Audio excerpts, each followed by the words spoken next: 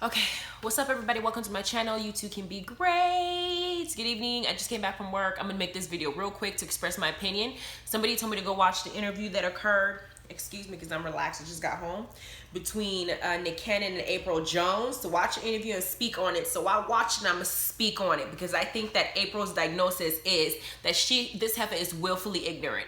Either that or she's just, I don't know, maybe she's diagnosed with something, like really diagnosed for real, and we just don't know. But I think that she's choosing to be ignorant because you can't see all these different red flags and act like you don't know what the fuck is going on and that we're all crazy because we're in your business. Well, here's the thing that she mentioned several times. She said things along the lines of telling us that she, apparently her and when she was with Omarion for about 4 years, they had 2 kids. Mega, I think, is one of the kid. I don't know her daughter's name. I don't know. But they had kids. And for 4 years they were together. She dated him. She was in love with him. She thought she was going to spend the rest of her life with him. We saw that playing out in Love&Hippop when we watched it. We saw them together. They were talking about him being circumcised, all that extra shit that we didn't need to know. And she talked about how during the time that her and Omari were together, Fizz wasn't in their life.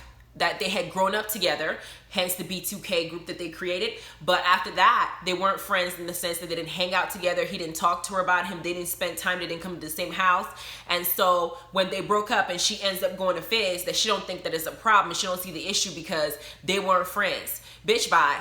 It doesn't, these people were in a group. They sang together. They made music together. They have a history there. And prior to that, the first season when Love&Hippop Hollywood first started, Moniece was venting to Apryl as a friend, talking to her about the dynamic and the situation, the co-parenting issues that Moniece was having with Fizz. Now you're in a situation where you're having a co-parenting issue with Omarion since y'all ain't together, but you're acting like the behavior that you're exhibiting and how you're parading yourself is not an issue.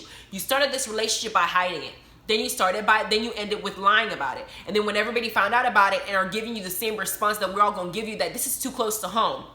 In the interview, she said things like Omari wasn't talking to her, he wasn't saying anything, he's just serving her paper, they're just going to court together, he's not trying to work with her, he's not talking. I'm like, well, he doesn't want to put his business out there. She said, well, there's another side that we haven't seen about him, he's too sweet, his this is this, that she don't know why they broke up, that he just came home one day and said that he just wanted to take a break from the relationship. She's at home with the kids, she's going through postpartum, he wasn't talking to her, he wasn't speaking to her, he didn't want to explain to anything to her, and then after that, she decided to leave the house because he wasn't really dealing with her, and she thought that, oh, how would I want my daughter to react? I'm like, hold on. You don't want us to have an opinion about what's going on in your life because you think that we're all going to be all up in your dick and wonder what the fuck you're doing with your vagina and whatnot. But you're now sitting here giving us a rundown of your perception of what happened in your relationship. Okay, you said that this man came home and said, hey, I don't want to be with you. You know, I just want to take a break. Let's take a break.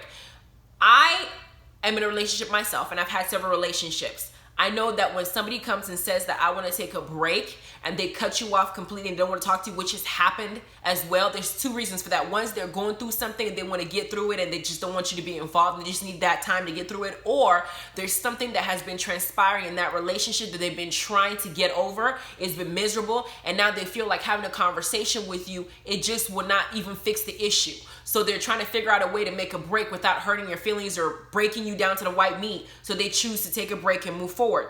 She herself said that the relationship was miserable. She wasn't happy. So I failed to think that she had no idea that breaking up was coming up, being that she herself said that she was unhappy for the longest time.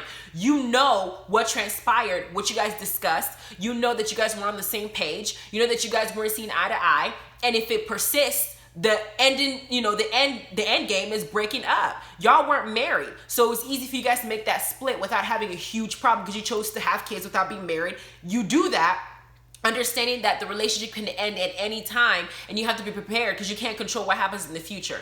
Now, I empathize with her in the sense that it broke her heart and that she had to go through it and she felt like she was in love. What I don't agree with is how she's handling this situation as of now and how, you know, Fizz and her are acting.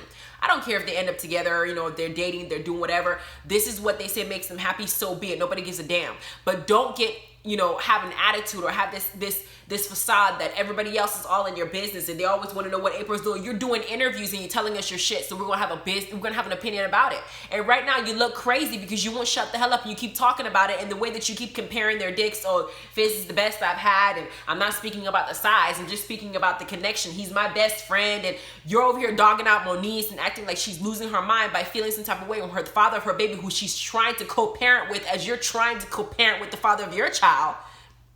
isn't communicating with her as you say that Omarion isn't communicating with you.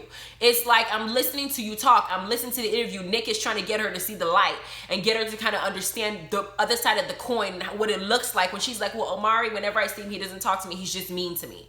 What the fuck else is he supposed to say to you? You knew you guys broke up. You knew there was tension there. You knew y'all were having a conversation, y'all were communicating. Because you weren't talking to him, you made a beeline for one of his friends, decided to confide in Fizz, who you say yourself was not in your life at all the entire time that you and Amari were together for 4 years. Why him was the person that you chose to have in your life to rescue you during your moment of, your moment of pain. And then you said, oh, we just happened to like each other. He wasn't even my type. I just fell for him and he was just perfect. Because when the person is there and they help you, you just fall for that person because they give you what you want. I personally feel like you chose him because you felt like it would irritate Omarion.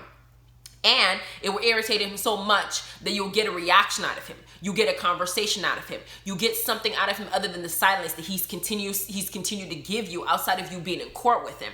And to irritate him more, not only were you like fucking his former bandmate, y'all were gonna go on tour and your ass was showing up onto that tour, and we saw the episodes where J Boog himself was saying there's a lot of tension. She said that Amari didn't even want to be on the same bus as the people or be around them. He wanted to be by himself, do the job, and go home. He wanted no drama whatsoever. But you're over here running your mouth and talking and saying, well, y'all don't know what he does to me behind closed doors. He served me papers on Mother's Day. Okay, when you break up with somebody, I don't think there are any rules or any, you guys are broken up. There's bad blood there. Whatever he wants to get done and whatever he feels he has to get done, he's gonna get done. Mother's Day, he's probably there to drop off the kids. He gave you the papers when he saw you. I mean, I think that she's reading into things because she wants an emotional response from the person she spent 4 years with. She wants something from him and he's not giving it to her. And I feel like the decisions that she's making are to get his attention. She did mention child support, and she did say something like he's giving her $700 a month for the 2 kids that they made, even though he's reporting his income incorrectly, and that he's also letting people filing papers in the court saying that she used to work for him, and she basically said that he was on her payroll, trying to lower the child support. But in the same sense, they also discussed that he's also an active parent in the kid's life. So it's not like he's leaving her to take care of the kids by herself, and he's not there to pick up his kids, to get stuff for the kids if the kids need it. So when it comes to the whole child support thing, I'm not gonna go by your word and say that you're the one who knows everything. I would have to see the entire situation played out on court, see both sides, whether it's 50-50 custody, 70-80, what is the breakdown that's going on for me to even touch that subject. So I'm not even gonna talk about it. What I'm gonna talk about it specifically is her making comments like, people don't need to worry about what's happening to me because, I don't care what people think. If you don't care what people think, then stop making such a great effort to come on these interviews and let us know that you're making the right decision for yourself. If you feel like you're making the right decision for yourself, then we should not be hearing about it. You should be silent. Then the comment that she makes is, well, Omari wasn't saying nothing to me. He wasn't being mean to me until he realized that I was a Fizz, enjoying my life and blossoming because he thought that I wouldn't make it without him. That's bullshit. You yourself said that he left the house without telling you what's wrong. He just said, I wanted a break. Then we went from there, not having a break, to him not wanting you to be happy and to flourish and to blossom because you're dating his ex-bandmate. That doesn't make any sense. What you're saying doesn't make any sense. So I'm thinking that you're choosing to be willfully ignorant as to the dynamic of the situation of what's occurring. The same thing that's happening between you and your Mariam is the same thing that happened between Moniece and Fizz. They went to court. She said that she might go to court again. She's trying to get him to communicate. He's not. She's trying to get him to respect her as the mother of his kid. He's not. Everything that you're going through. But you want to make this girl seem like she's crazy and she's this and she's that. And you don't want to see the other side of the coin. So when people like Joe Budden, hell, even K. Michelle called her ass, what, an airhead or something? And McMill are speaking on this situation. Hell, even Jess with the mask say something. And I did another video to let y'all know what really happened with that whole video recording situation. Because she's speaking and she told us the real. I'm going to tell y'all in the next video why I think April is full of shit.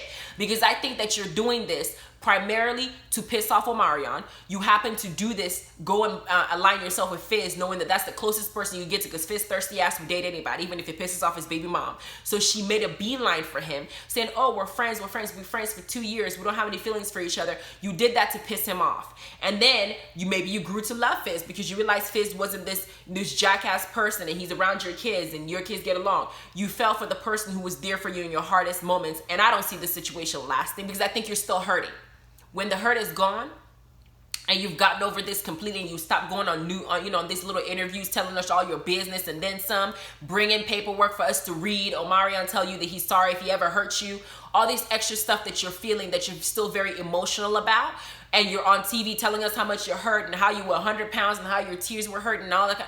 Once you get past that grieving phase, you're going to look at Fizz and you're going to start looking at it from the outside looking in. And you're going to realize that the same shit that he's doing to Monique is the same experience that you're having with Omarion. And when you put two and two together, you're going to walk away from that relationship because that shit ain't going to last.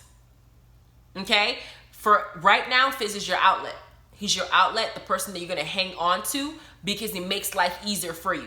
You have somebody who can take care of all your shit, do all the hard labor, take care of your kids, be a permanent babysitter when Omarion is not around. And then when you get, while you go through this grieving process, because it takes a long time for you to get over stuff. You were in a relationship for 4 years, you didn't have 2 kids by that man. I understand the pain. But right now, this relationship you got with Fizz, I'm not buying it. I'm not fucking with it. And for you going in interviews and try to justify your behavior, it still don't make sense. What you're saying still doesn't make sense. You need to take a personal responsibility and accountability for what you're making that's making us have an opinion about you that's not so good. We don't need to know. You lied about it when you started. You lied to Monique. You're making her look crazy. You're doing a lot of things that makes us feel like you know you're doing something wrong. You're just willfully trying to ignore the situation. So I diagnosed your ass as willfully ignorant. I saw that interview. I think it was a whole lot of shit. I think Nick was being way too nice. Take your ass to the Breakfast Club and deal with Charlamagne. He's gonna tell you the real. He'll tell you exactly what you're doing. He'll tell you exactly what it is you're doing wrong. Break it down so your intelligent mind can grasp the little pieces and put the puzzle together and see where you have done wrong.